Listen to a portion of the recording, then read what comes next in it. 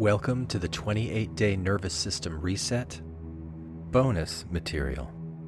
I'm Glenn Osland, a licensed therapist in Arizona, and if you're one of my clients, this series has been specifically designed to support you outside of our sessions. It uses binaural audio beats to guide your brainwave states into a healthy, sustained, natural calm. It won't replace what we're doing in therapy. That's something we do together. But it will help prepare your mind and body to go deeper into the work we have already started. And if you're not one of my clients, you're still welcome to listen and notice what opens up for you. If you find you need support processing any of it, please reach out to a mental health care professional for assistance. And if you're listening to this right now, I assume that you've completed the 28-Day Nervous System Reset. So congratulations. That's no small thing. Over the past month, you've trained your nervous system to slow down, to settle, and to build resilience, starting with 10 minutes of binaural sound, then gradually increasing to 25. Now that you have completed the reset, I have even more to share. Daily reflections, listener contributions, chapters from books that I write, each one paired with the same kind of binaural audio you've been using. And before we dive in, I want to say hello to all the listeners tuning in from outside the U.S. and outside of my own therapeutic practice. This podcast is beginning to take off. People are finding it, and more importantly, they're finding it helpful. So if you know someone who might benefit, feel free to share it. And if you'd like to leave a 5-star rating on iTunes or wherever you listen, that helps more people find it too. But most of all, I'd love to hear from you. If you've had an experience with these binaural beats, if something shifted, softened, or sparked, I'd be honored to hear about it. It's my pleasure to offer these, and my hope is that they continue to serve you. All right. And now, are you ready? Are you ready? Let's begin. Because as you listen now, perhaps you can find a comfortable place where your body can be supported and your mind can know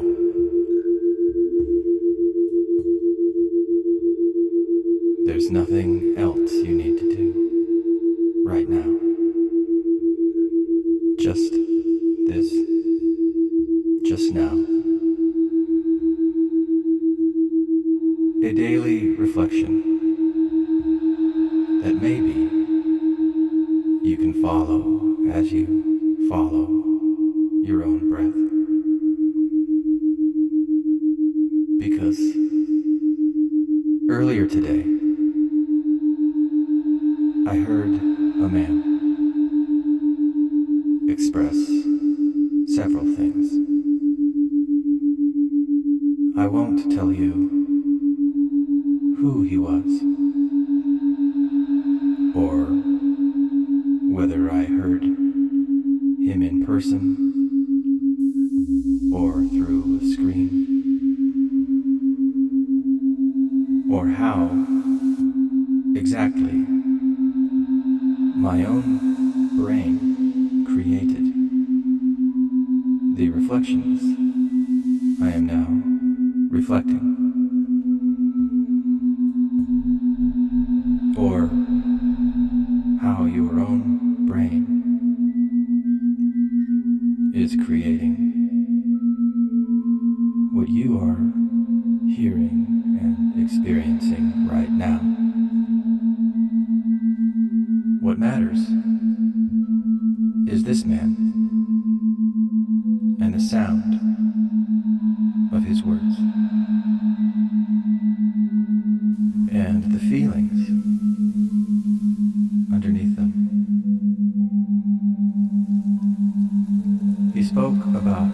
the world. And how artificial intelligence could not be trusted. How it was unreliable. How it got things wrong. And how people believed it anyway.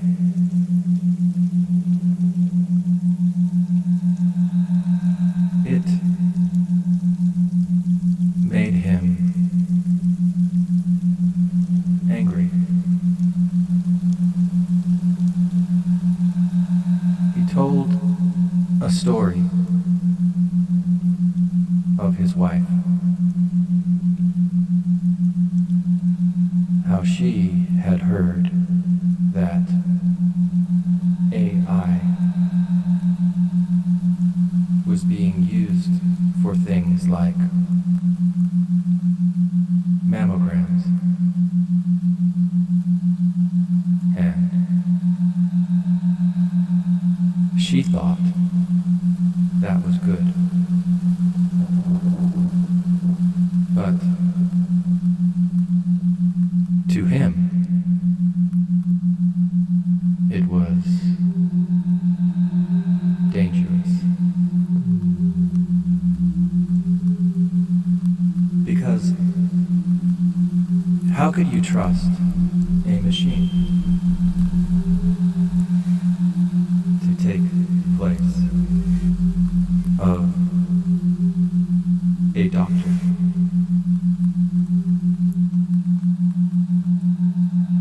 He spoke about cost, about power plants built to feed AI's hunger, about water and resources being drained from the earth,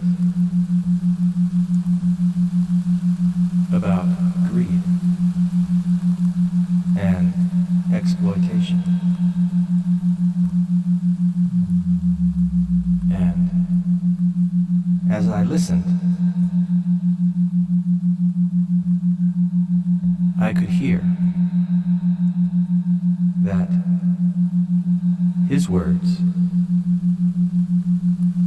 were not only about AI. They were about fear and mistrust. They were about the difficulty of connecting to a world that can feel unsafe.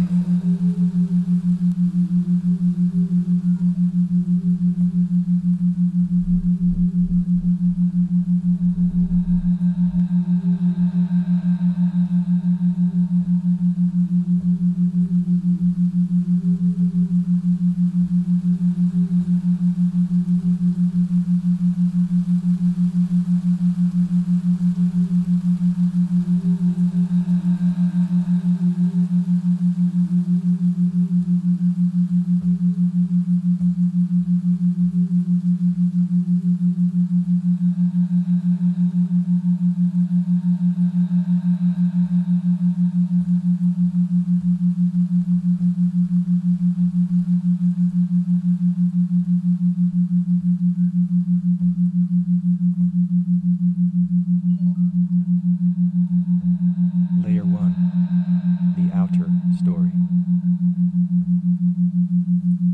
This was the surface.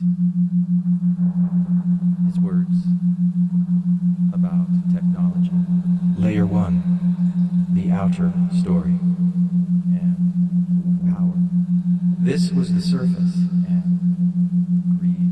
His words about technology. It was the narrative, and you power it down in a notebook. And greed. The headline. You could put. It was the narrative you could write down in a notebook. But stories. The headline. Almost always. You could put in a newspaper. Have more than one layer. But stories. And each layer. Almost always. Almost always. Have more than one layer. Is always doing something. And each layer. Almost always. Is always doing something.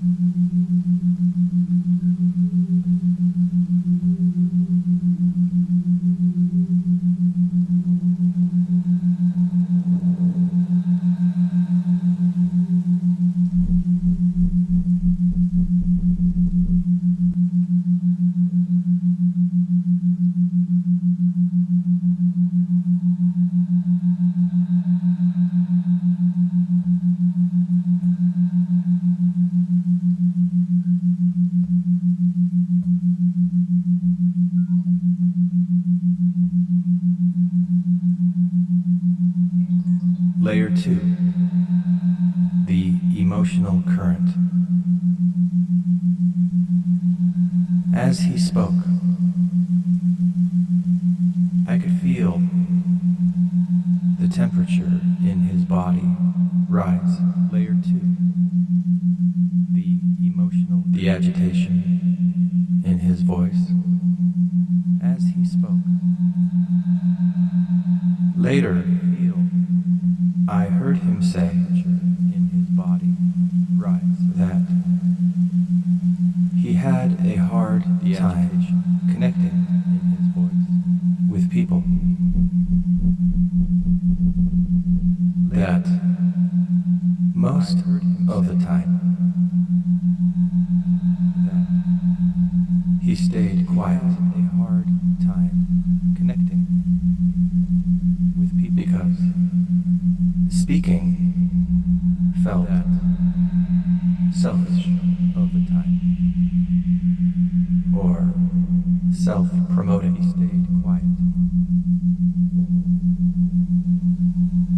and because speaking, that he sometimes didn't always feel smart enough or self-promoting to form or articulate and his own opinions, that he sometimes, and I began to wonder, smart, if mistrust, form or articulate of machines, his own opinions, was not so different, and I from mistrust of human connection. If mistrust of machine, a sensation in the body that the mind labels as from mistrust of human connection, a defensive stance, a sensation in the body, no matter what the mind it points at as mistrust, a nervous system doing something stands for some reason, no matter what it points at, that maybe staying quiet, a nervous system in conversation, something was like, for some reason, a form of protection,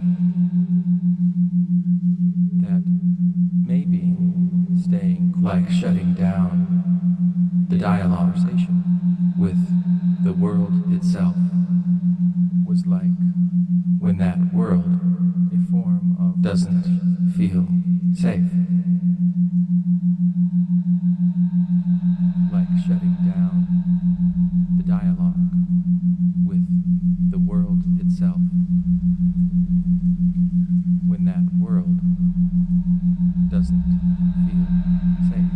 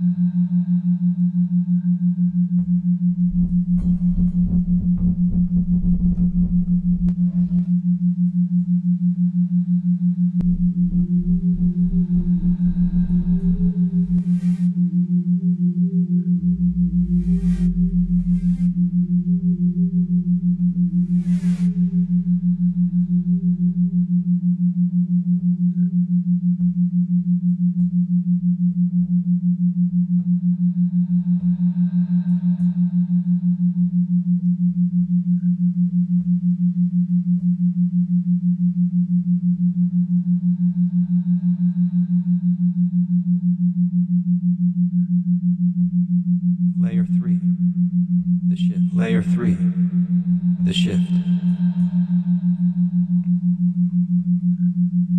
At one point,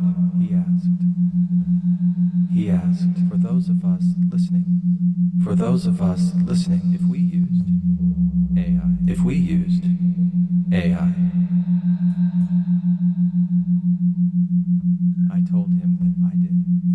I told him that I did.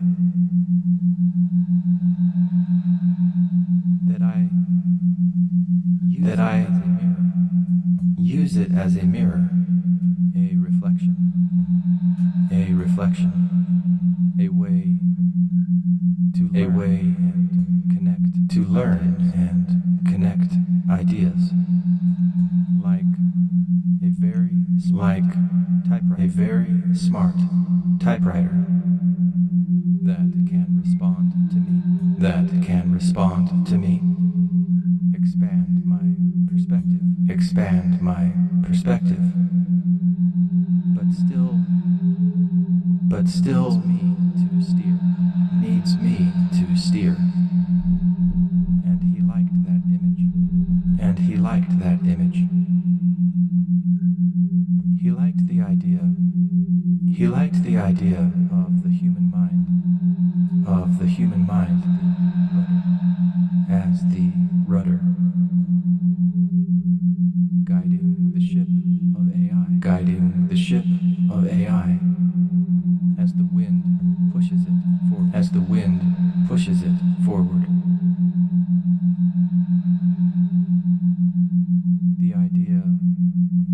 The idea of the human mind as a rudder, also organic intelligence as well. The inner intelligence of a nervous system doing exactly has evolved to do what it has evolved to do. The human mind has a flat the human mind as a flashlight of consciousness, the focus of attention, the focus of attention. Attention rooted clearly in personal values. And he liked the feeling.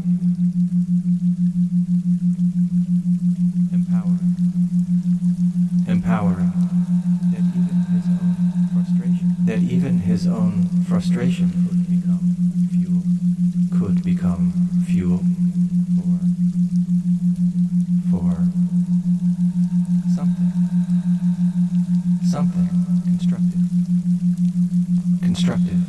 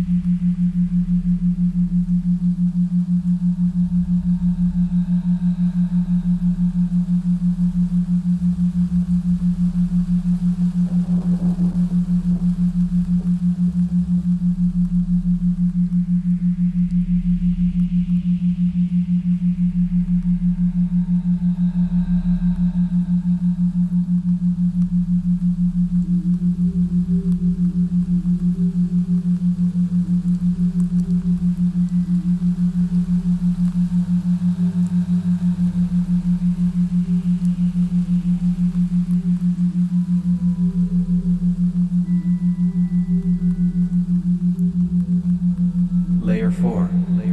Locating yourself.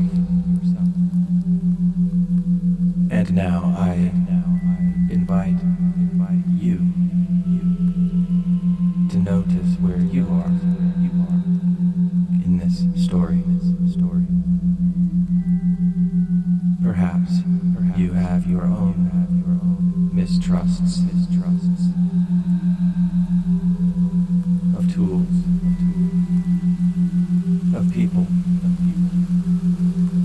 of systems. Perhaps you have felt that speaking up was dangerous. Or that you weren't smart enough to have a voice.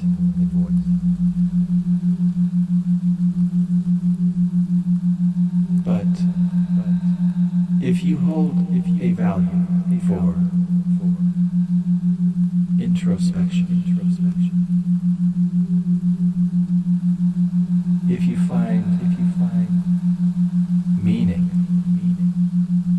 in looking inward,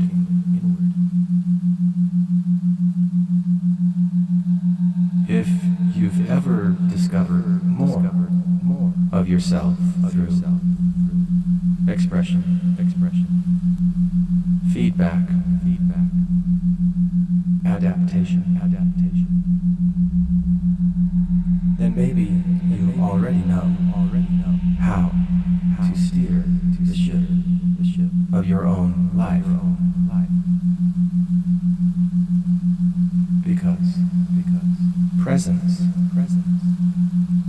is the harbor you begin from.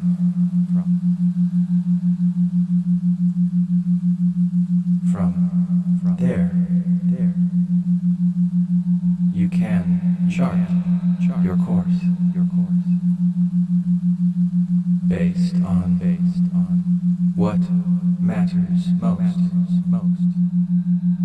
to you. values. And then move into the world, chaotic as it may be,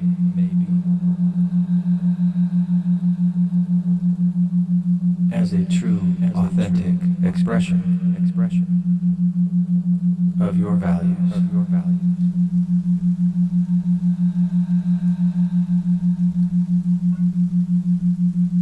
Even with a hull covered in the barnacles of mistrust and fear.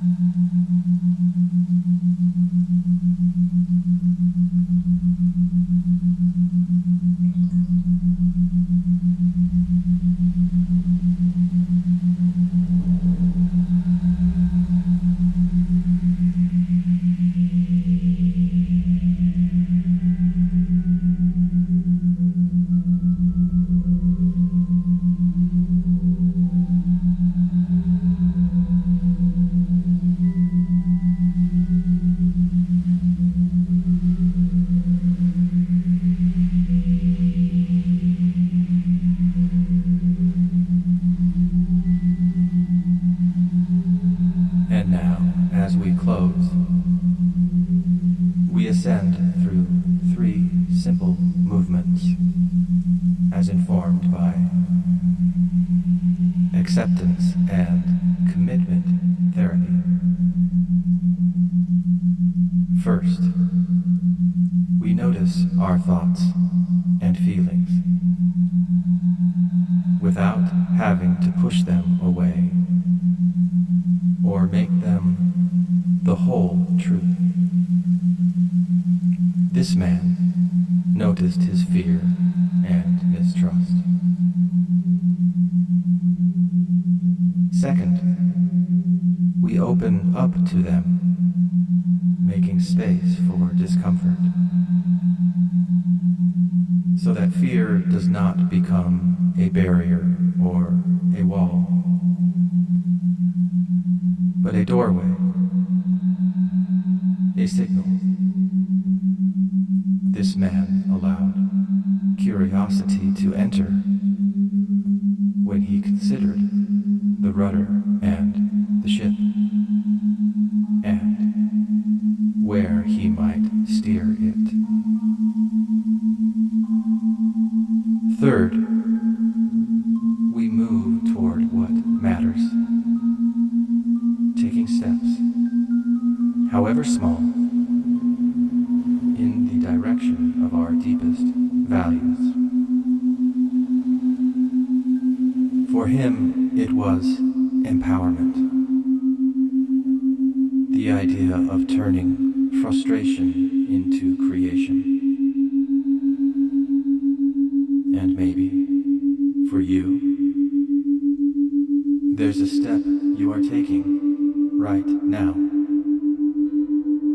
toward the life you want to be living. Not a leap, not a perfect plan, just one small, present step from the harbor of your own awareness. Because you are not broken, just rewiring. Always, even long after this sound fades.